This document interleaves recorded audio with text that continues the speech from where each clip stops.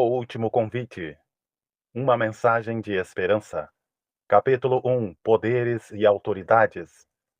Quem nunca se deslumbrou, longe das luzes da cidade, ao olhar para as estrelas que queimam intensamente no céu em uma noite sem nuvens, especialmente por sua quantidade incalculável?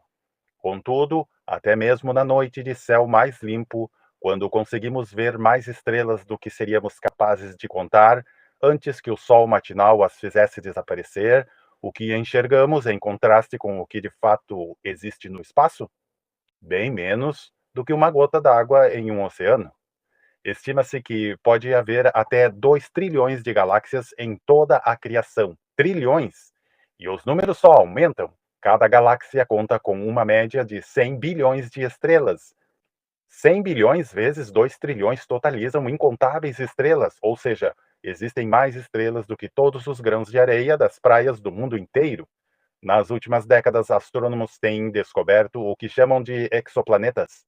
São planetas que orbitam suas estrelas, assim como os planetas do Sistema Solar o fazem em volta do Sol, nossa estrela. De acordo com a NASA, já foram descobertos cerca de 4.000 exoplanetas. Se o número de exoplanetas for próximo ao número de estrelas, ou mesmo de galáxias, isto é, se houver apenas um exoplaneta por galáxia, o universo tem mais planetas do que somos capazes de imaginar. O que significa isso? Que a probabilidade de estarmos sozinhos no universo é muito pequena. Podem existir outras formas de vida na inimaginável vastidão cósmica. Existe até mesmo uma organização criada inicialmente pela NASA, denominada SET, Search for Extraterrestrial Intelligence, busca por inteligência extraterrestre, dedicada à descoberta de vidas em outras partes da criação, além da Terra.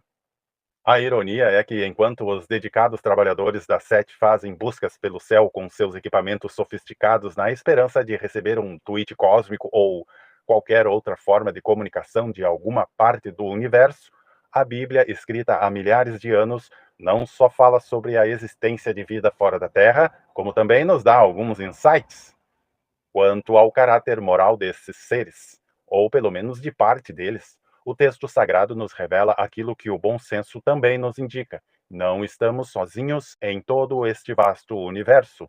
Realces do desconhecido. Confira a seguir algumas citações bíblicas sobre a vida existente em outras partes da criação. A intenção dessa graça era que agora, mediante a Igreja, a multiforme sabedoria de Deus se tornasse conhecida dos poderes e autoridades nas regiões celestiais. Efésios capítulo 3, verso 10, na Nova Versão Internacional. Poderes e autoridades de onde?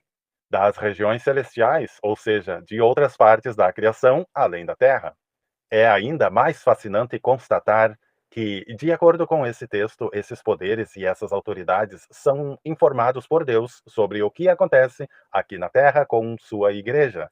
Pois a nossa luta não é contra pessoas, mas contra os poderes e autoridades, contra os dominadores deste mundo de trevas, contra as forças espirituais do mal nas regiões celestiais. Efésios capítulo 6, verso 12. Uau! Esse é um vislumbre de que até agora, a SET não chegou nem perto de uma descoberta. O texto fala sobre a nossa luta. Contra quem? Contra as forças espirituais do mal nas regiões celestiais. Contra elas mesmas. Os desdobramentos desse verso, assim como de outros, são estarrecedores.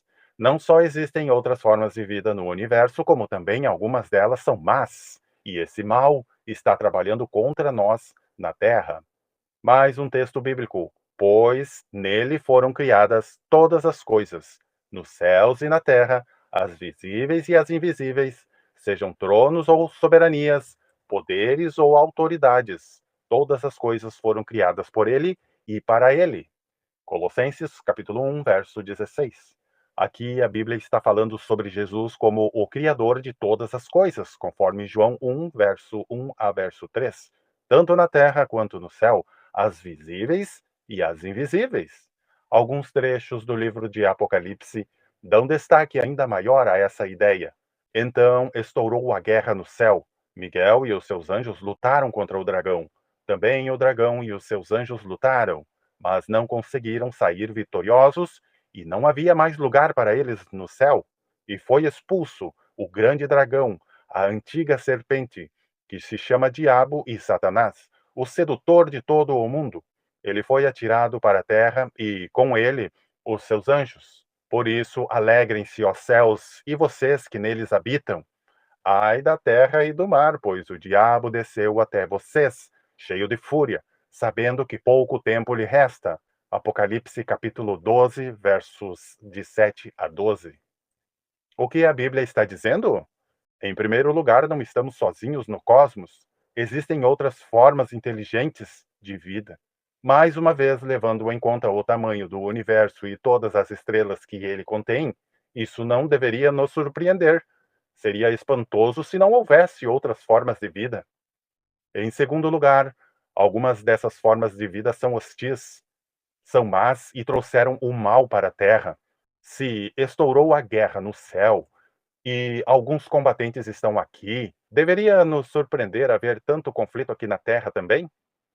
O que esses versos e outros semelhantes revelam é o que tem sido chamado de conflito cósmico, um confronto entre o bem e o mal, que, embora tenha começado em outra parte da criação, tem se desenrolado aqui na Terra. Muitas pessoas, religiosas ou não, mesmo sem conhecer os detalhes ou as origens, conseguem identificar e sentir o confronto entre o bem e o mal em nosso mundo.